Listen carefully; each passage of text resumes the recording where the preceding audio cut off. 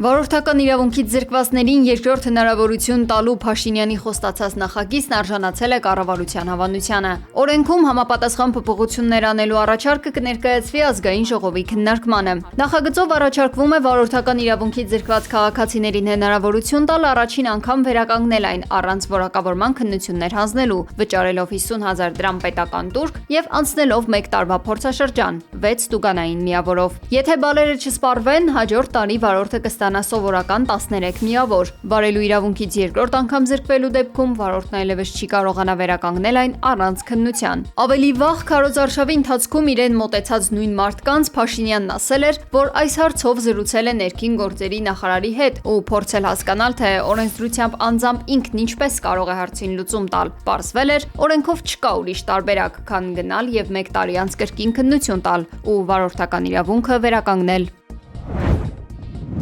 Պաշտպան հայրենիաց ծրագրով ծառայություն անցնող զինծառայողների կողմից 5 տարի ժամկետով կնքված առաջին Պաշտպան հայրենիաց ծրագրով պայմանագրային զինծառայողները կունենան լրացուցիչ վճարումներ։ Գործող ծրագրով ժամկետային զինծառայողը ծառայելով 4 ամիս կարող է կնքել 5 տարվա պայմանագիր, որի ավարտից հետո ստանալ 5 միլիոն դրամ պարգևավճար ծառայության տարիներին ստացած աշխատավարձից բացի։ Զինծառայողը պայմանագիր կնքելու պահից համարվում է ծրագրի շահառու, պարզապես երկարաձգման վերաբերյալ պայմանագիր է կնքում։ Սա վերաբերում է բոլոր զինծառայողներին անկախ կրթության մակարդակից, այսինքն ստանում են եւ աշխատավարձ, եւ իրենց բնակավայրին մոտ ծառայելու հնարավորություն եւ պարգևավճար պայմանագրային ծառայության ավարտին։ Ազգային ժողովի ընդունած նախագծով Պաշտպան հայրենիաց ծրագրի շահառուների պայմանագրերը կերկարաձգվեն եւս 2-ից 5 տարով։ Նոր փոփոխության արդյունքում շահառուները կստանան 2 տարվա համար 1.5 միլիոն դրամ, եւս 5 տարի ծառայելու համար 5 միլիոն դրամ պատվովճար, այսինքն 10 տարվա հանրագումարով կստանան 10 միլիոն դրամ պատվովճար։ Հայաստանի համար գազի մատակարարման արտոնությունը Ռուսաստանի հաշվին է, ասել է Ռուսաստանի նախագահի մամուլի քարտուղար Դմիտրի Պեսկովը։ Այսպես նա անդրադարձել է հայտարարություններին, թե Ռուսաստանը կարող է միակողմանիորեն կասեցնել կամ չեղարկել Հայաստան գազի, նավթամթերքի եւ չմշակված ադամանդների առանց մաքսատուրքի մատակարարման մասին համաձայնագիրը, եթե Երևանը շարունակի Եվրամիության հետ մերձեցման քաղաքականությունը։ Նախորդին Դաշնության էներգետիկայի նախարարը հայտարարել էր, որ նամակ է ուղարկել հայկական կողմին, նշելով, որ Եվրոպական միության հետ Հայաստանի համագործակցության խորացման ուղղված շարունակական գործնական քայլերը սպառնում են հայ-ռուսական առևտրատնտեսական եւ ներդրումային համագործակցության պահպանմանը, որի հիմքերից մեկն էլ երկկողմ միջազգային պայմանագրերն են։ Հայաստանի տարածքային կառավարման եւ ենթակառուցվածքների նախարարությունից հայտնել են, որ որևէ նամակ կամ ծանուցում նշվածի վերաբերյալ չեն ստացել։ Գյումրու քաղաքապետ Վարդան Ղուկասյանի որդուն կրկին կալանավորել են։ 5-րդ ալիքի տեղեկություններով Սպարտակ Ղուկասյանի խափանման միջոցի հարցը պետք է քննվեր հաջորդ ամիս, սակայն դատախազությունը արտահերտ նիստ նշանակելու միջնորդություն է ներկայացրել։ Առաջին ատյանի դատարանը 3 կալանավորելու որոշում է կայացրել, երեկոյան նրան կալանավայր են տեղափոխել։ Փաստաբան Հովանես Ղարաքեշիշյանը հայտնել է, որ դատական նիստն անց է կացվել առանց պաշտպանների մասնակցության։ Ծանուցում ենք ստացել դատական նիստի նշանակման մասին, սակայն հայտնել ենք, որ չենք կարող մասնակցել։ Բեռնվածության պատճառով, ասել է նա։ Փաստաբանները դեռ չեն ստացել դատարանի որոշումը։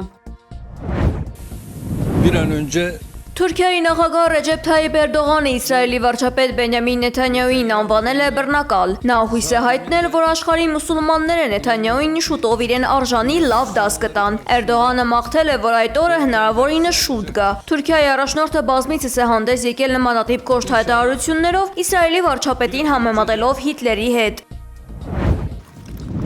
Ուկրաինական ուժերը հրթիռներով եւ անօդաչուներով հարվածել են Սևաստոպոլին, խոցվել է 20 ԱԹՍ, հրթիռի հարվածից բռնկվել է Կենտրոնական բանկի շենքի տանիքը, վնասվել են նաեւ բնակելի տներ եւ այլ շենքեր։ Քաղաքի նահանգապետի փոխանցմամբ հարձակման հետևանքով տուժել է 2 մարդ։ Նա նշել է, որ թիրախը ֆինանսական համակարգի ապակայունացումն էր, ինչին սակայն հակառակորդը չի հասել։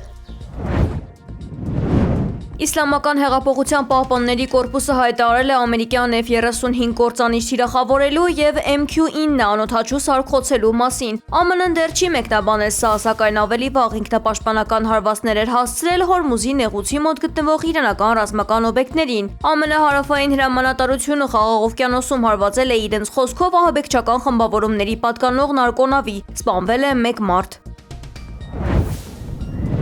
Իսրայելը հարվածներ է հասցրել Լիբանանի ամենամեծ ամբարտակին՝ Քարաունին, որը ջուր է մատակարարում շրջակա մի քանի գյուղերին։ Կադրերում հարավային Լիբանանի Նաբաթիե քաղաքն է։ Զոհերի թիվը միայն այս քաղաքում գնալով աճում է։ Ավերվել են տասնյակ տներ։ Այսպես իսրայելական բանակը սկսել է ցամաքային առաջխաղացում իր իսկ հայտարարած դեղին գծից՝ Լիբանանի հարավում սահմանված բուֆերային գոտուց դուրս։ Իսրայելի վարչապետ Բենյամին Նեթանյահուն ռազմական նոր ագրեսիան արդարացնելու համար հայտարարել է, թե պարզապես ցանկանում է լայնացնել անվտանգության գոտին, որպեսզի պաշտպանի Իսրայելի հյուսիսային բնակավայրերը։ Ավելին, նա Լիբանանի մի շարք բնակավայրերի բնակիչների հորդորել է չվերադառնալ իրենց տներ, քանի որ առջևում սպասվում են ավելի լուրջ ռազմական գործողություններ։ Ապրիլին Դոնալդ Թրամփի միջնորդությամբ 10-օրյա հրադադար էր կնքվել Իսրայելի եւ Լիբանանի միջև։ Նեթանյահուն էլ վստահեցրել էր, որ իրենց նպատակը ահաբեկչական խմբավորմանը իրենց սահմաններից հեռացնելն է։ Հենց հաջորդ օրը իսրայելական հրթիռները գործի էին անցել ու սկսել ավելի ինտենսիվ հրթիռակոծել Լիբանանի տարբեր բնակավայրեր։ Արդեն հայտնի է, որ վերջին 2 ամսում 3100-ից ավելի լիբանանցի է սպանվել, միլիոնից ավելի մարդ փախստական է դարձել, գրավվել է Լիբանանի տարածքի 6%-ից ավելին։ Սիդնեյում լուսային շոուի ժամանակ տեխնիկական խնդիրների պատճառով խաղաղօվկիանոս է ընկել գրեթե 90 դրոն։ Դեպքը տեղի է ունեցել Vivid Sydney փառատոնի ժամանակ։ Փառատոնի կազմակերպիչները միջադեպը վերագրել են անկանխատեսելի տեխնիկական խնդիրների։ Մի քանի ներկայացումներ չեղարկվել են։ Բրիտանական Sky Magic ընկերությունը, որը պատասխանատու էր անօդաչու թռչող սարքերի շոուի համար, ավելի ուշ հայտարարել է, որ խափանումը պայմանավորված է եղել ռադիոհաճախականության անսպասելի փոփոխությամբ անօդաչուների երկինք բարձրանալուց հետո։